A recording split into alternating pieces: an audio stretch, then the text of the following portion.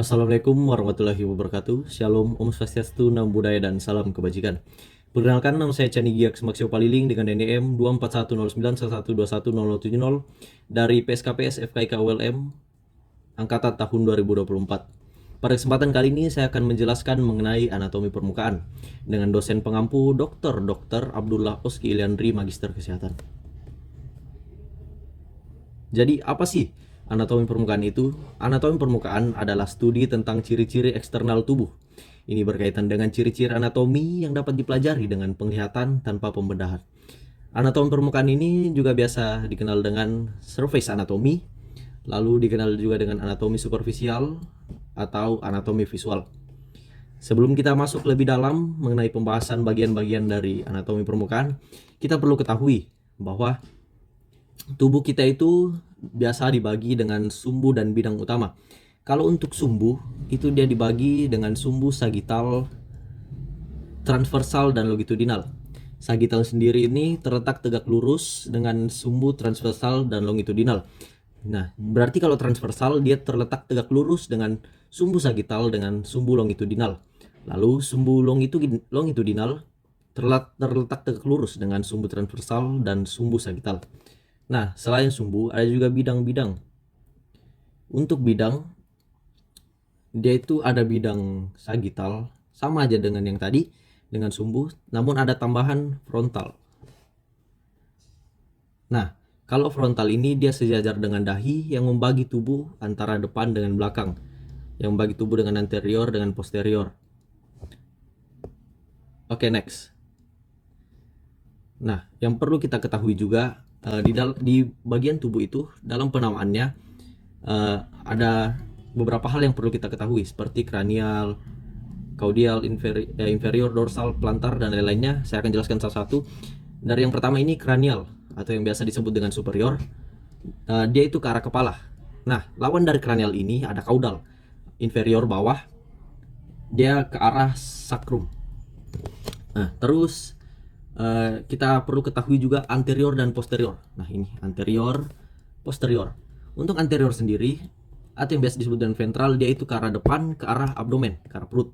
Nah, terus untuk posterior, dia itu ke arah belakang, ke arah punggung. Lalu kita perlu tahu juga yang namanya lateral dengan medial. Nah, kalau untuk lateral sendiri, dia itu ke samping, menjauhi garis tengah ini. Terus sedangkan medial dia mendekati garis tengah ini. Selanjutnya ini yang perlu kita ketahui ada proksimal dan distal.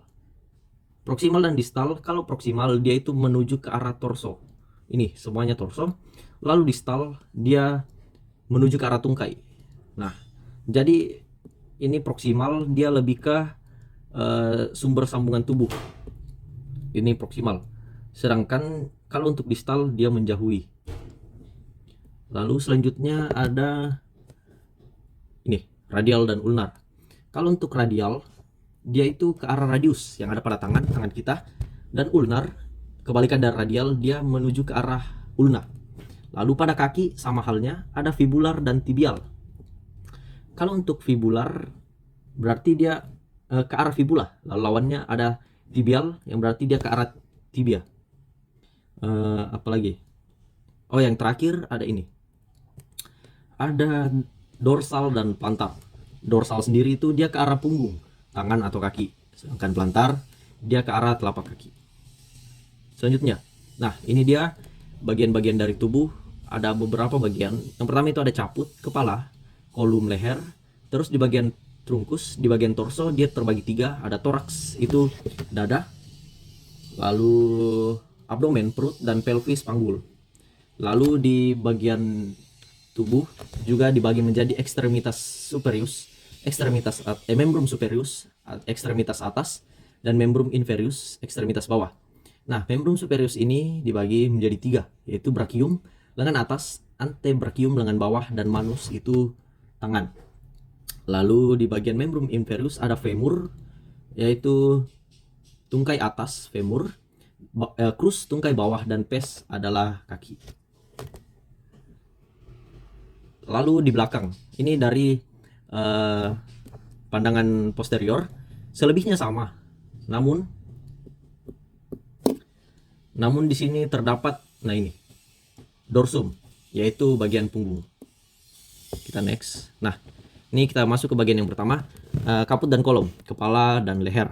Jadi ini ada banyak-banyak, ada tulang, ada os tulang, ada ini juga banyak otot-otot, ini muskulo, lalu ada juga vena. Nah itu. Namun yang akan saya jelaskan yaitu ini, rambut.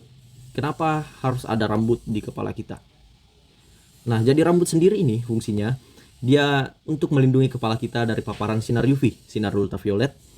Lalu dia juga menghalang keringat yang jatuh dari atas kepala tidak langsung jatuh ke wajah kita. Jadi misalkan tanpa adanya rambut ini tentunya akan selalu basah wajah kita ini. Sama halnya dengan rambut yang ada di atas mata kita ini. Nah ini alis. Alis sendiri bahasa Latinnya ini ya, Arcus superciliaris. Nah itu alis. Kita pasti bertanya kayak mengapa model dari alis sendiri ini dia modelnya seperti ini. Terus kenapa harus ada di atas mata? Nah fungsinya hampir mirip-mirip dengan rambut tadi. Jika ada keringat yang jatuh dari atas sini, tanpa adanya alis, pasti akan langsung membasahi mata, membuat mata kita perih. Sedangkan kalau ada alis, ada sebagai penghalang pelindung dari mata kita yang membuat keringat tadi jatuh tidak langsung membasahi mata. Lalu ada juga telinga ya, telinga ini dia daun telinga, dia bahasa Latinnya itu pinna atau auricula. Dia ini terbuat dari tulang rawan atau yang biasa disebut dengan cartilago. Nah, kenapa daun telinga ini harus tulang rawan? Nah, karena jika tulang telinga ini merupakan tulang keras, itu pastinya ketika kita tidur pasti akan susah karena kita terganggu dan besar kemungkinan untuk patah. Dan mengapa bentuknya telinga seperti ini? Kenapa tidak seperti kelelawar dan lain-lain? Nah, bentuk manusia sudah didesain sedemikian rupa oleh pencipta kita, dan frekuensi dengar dari telinga itu sendiri 20 sampai 20 ribu Hertz. Ini namanya audiosonic. Nah, inilah skala frekuensi dengar manusia. Karena jika lebih dari ini, kita seperti kelelawar yang sangat peka, yang sangat sensitif terhadap suara. Kita pastinya akan kesulitan tidur, kita akan terganggu setiap harinya dalam setiap aktivitas kita. Nah, lanjut ke hidung. Nah, hidung ini ada os nasale. Kenapa hidung bentuknya seperti ini? Lubangnya mengarah ke bawah, terus tulangnya juga tulang rawan. Nah, tulang rawan tadi namanya cartilago. Sama halnya dengan daun telinga tadi, dia terbuat dari itu karena contoh ketika kita istirahat sedang tidur, jika ini tulang keras pasti membuat kita sangat terganggu dan besar kemungkinan untuk mengalami patah.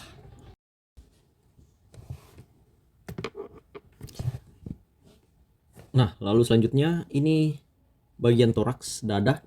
Nah, di atas ini terdapat otot sternocleidomastoideus. Itu merupakan otot leher kita yang ada di sini.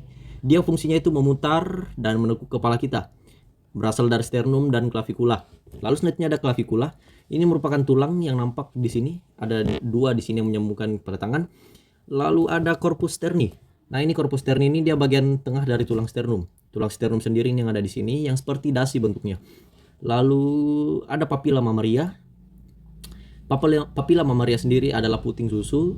Pada dasarnya puting ini ada pada wanita dan pria. Ada terletak dua pada dada. Namun hanya pada wanita yang dapat menghasilkan ASI, air susu ibu, karena mereka memiliki kelenjar susu itu. Sedangkan pada pria tidak.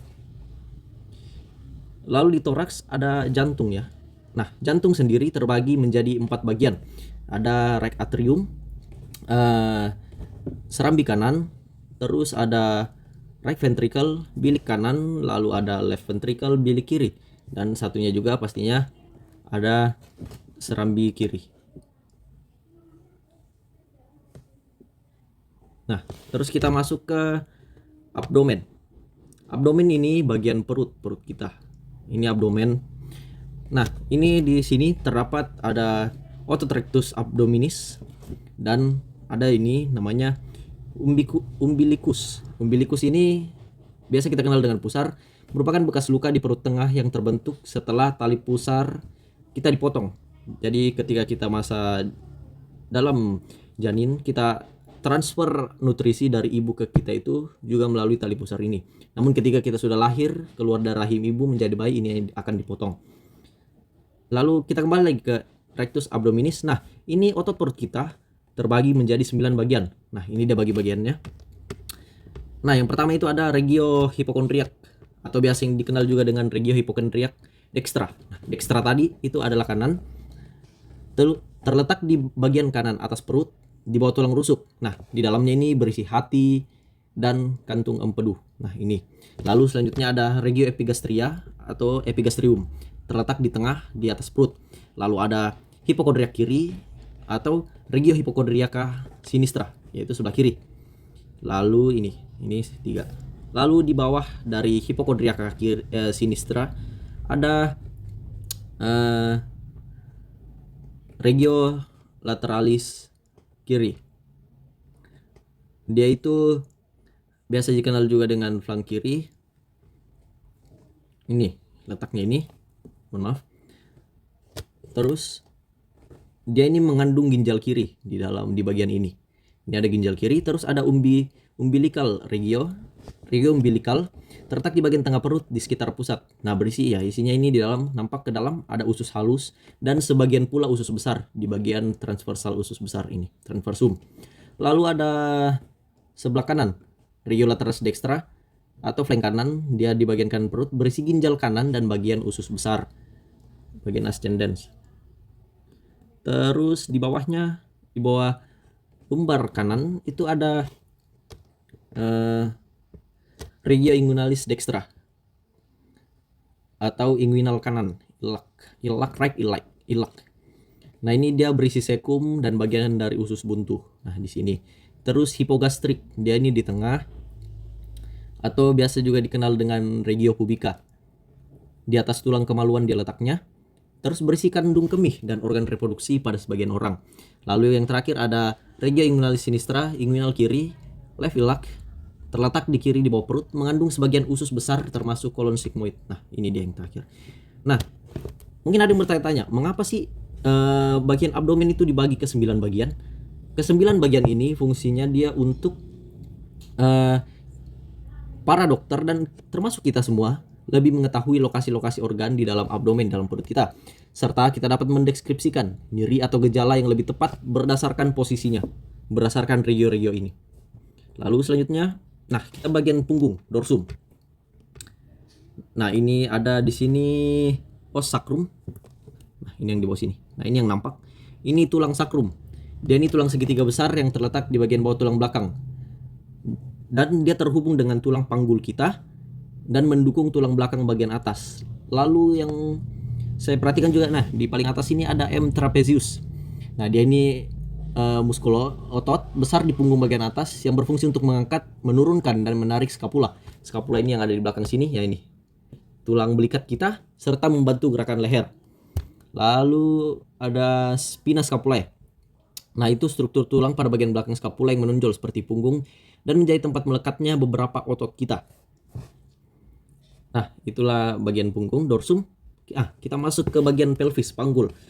Nah, pelvis panggul antara perempuan dan laki-laki berbeda. Nah, perbedaannya itu karena, nah, nampak di sini perbedaannya itu pada perempuan lebih lebar, lebih besar, sedangkan pada laki-laki tidak sebesar pada perempuan. Nah, pelvis perempuan lebih lebar untuk memudahkan ketika perempuan, wanita, female melahirkan. Lalu yang menjadi pengaruh dari perbedaan ukuran ini karena dari segi hormonal, ya. Hormon estrogen membentuk pelvis perempuan lebih bulat pada masa pubertas.